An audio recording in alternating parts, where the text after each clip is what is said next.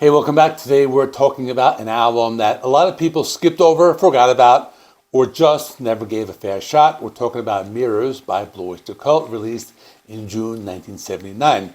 Now, if you know Öyster Cult at all, you probably know them from Don't Fear the Reaper. Maybe you've seen the famous Saturday Night Live sketch with Christopher Walken asking for more cowbell. Maybe you've heard Godzilla on a classic rock station. But Mirrors, most people, even fans, kind of gloss over it. And honestly, that's a shame, because this album deserves a second look. Let's talk about why it got ignored in the first place, what is actually on it, and whether it holds up today. By 1979, Öyster Cult were not small. They had built a serious following through the mid-70s with dark, heavy literary rock. Their album, Agents of Fortune, went platinum. Their live album, Some Enchanted Evening, went platinum too. They were a big deal. So when it came time to make Mirrors, there was a lot of pressure. The band and their label, Columbia Records, wanted a hit, a big commercial radio-friendly hit. And to get there, they made a decision that would define how this album was received. They fired their longtime producer, Sandy Pearlman, and brought in Tom Werman instead. Sandy Pearlman had produced every Öyster Cult album up to that point. He was basically the sixth member of the band. He co-wrote songs, he shaped the dark atmosphere, he helped build the whole Imaginos mythology that runs through the band's DNA. Replacing him was a huge deal. Tom Werman was known for making polished, radio-friendly rock records.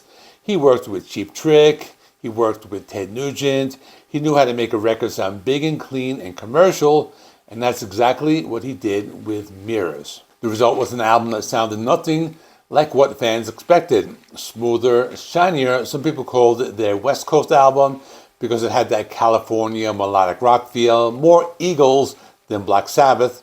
And in 1979, when punk was exploding and hard rock was getting heavier and louder, a band like Öyster Cult releasing a glossy, polished pop rock album felt like a strange move. The album peaked at number 44 on the Billboard 200 in the US and number 46 in the UK. It never went gold. For a band coming off back-to-back platinum records, that felt like a failure. So Mirrors got filed away as the album that didn't work, the wrong turn, or the disappointment. But here's the thing. Failure on the charts, not the same as failure as a piece of music. So let's actually listen to what's on the record. The album opens with Dr. Music.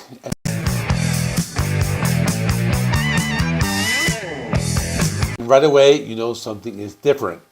There's a funky guitar riff, there's harmonica, there's female backing vocals. It almost sounds like Aerosmith in places. It's loose and fun and very 1979. It's not what you expect from a band known for occult imagery and heavy riffs, but it's a good time. Then you get the great Sun Jester,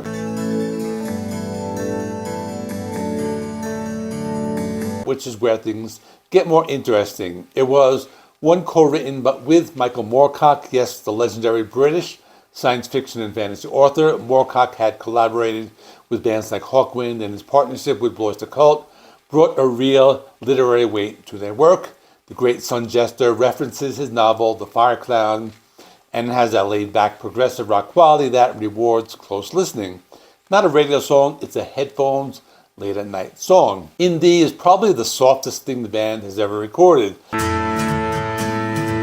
I'll see you again, baby.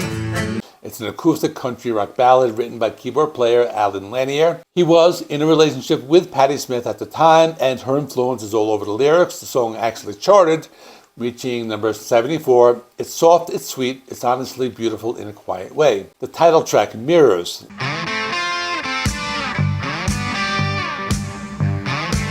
This is a tight, sharp prog rock song about vanity, has an almost new wave energy to it. You can hear where music was heading in the early 1980s. Buck Dharma sings lead on this one. His voice fits the cold, slightly detached tone of the song perfectly.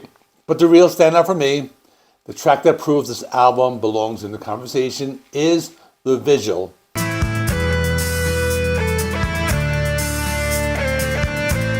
This is a 6.5-minute song, already a sign that the band was completely abandoning their progressive instincts, built around the idea that people watching the sky for UFOs. The inspiration was the Very Large Array in New Mexico, a massive collection of 27 radio telescopes, and the band's friends who were genuine UFO watchers. The song has a heavy opening riff, shifts through multiple sections, and builds into something genuinely epic. It's the most old Blue Öyster Cult thing on the record. It's fantastic. Also, probably one of my favorite all-time Blue Öyster Cult songs of all time. Then there's You're Not the One by Albert Bouchard,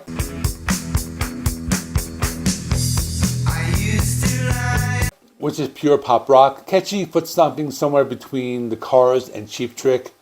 It should have been a hit single, honestly, in a different world, and probably could have been. Here's something most people forget when they dismiss Mirrors. The live show in 1979 was absolutely massive.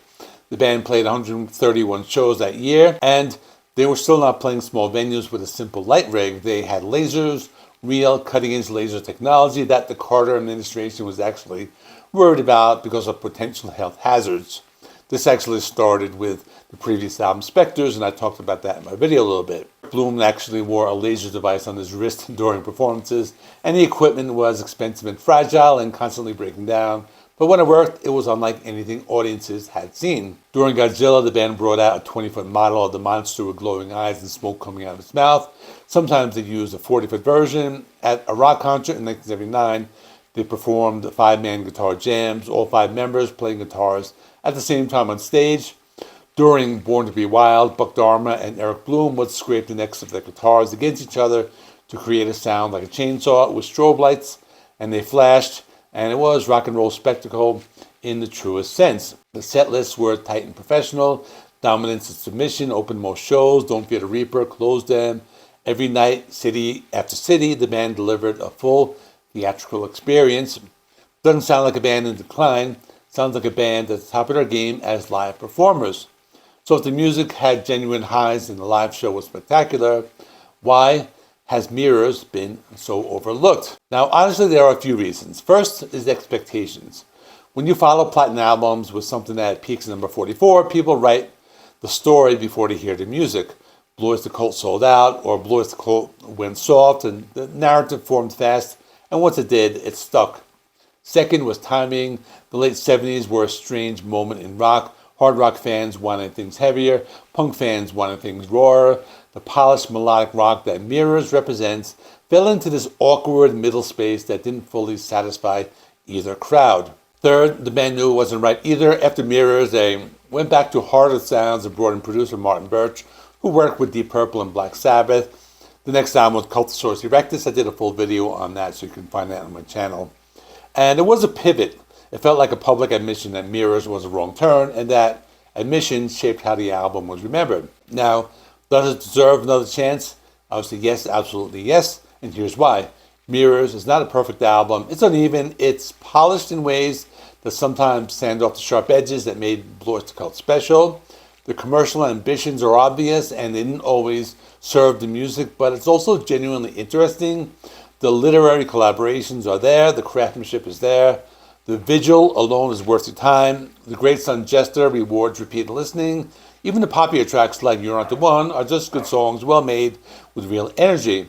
If you only heard Blue Öyster Cult through Don't Fear the Reaper or Godzilla, Mirrors will surprise you. It shows a band willing to take risks, willing to change, willing to chase something different, even when it didn't pay off commercially. And in rock music, that kind of risk, even when it fails by the numbers, is often where the most interesting work lives. Give it a listen. You might just find something worth keeping. So now I want to hear from you. What do you think of this album? Does it deserve another chance, or is it really one of their weaker albums? Check out this playlist with more reviews of Blue Öyster Cult albums. Thanks for watching. Please like this video. It helps me with the YouTube algorithm. Please subscribe. If you have not already, I do rock and metal reviews, rankings, and more. Thanks for watching. I will see you in the next one.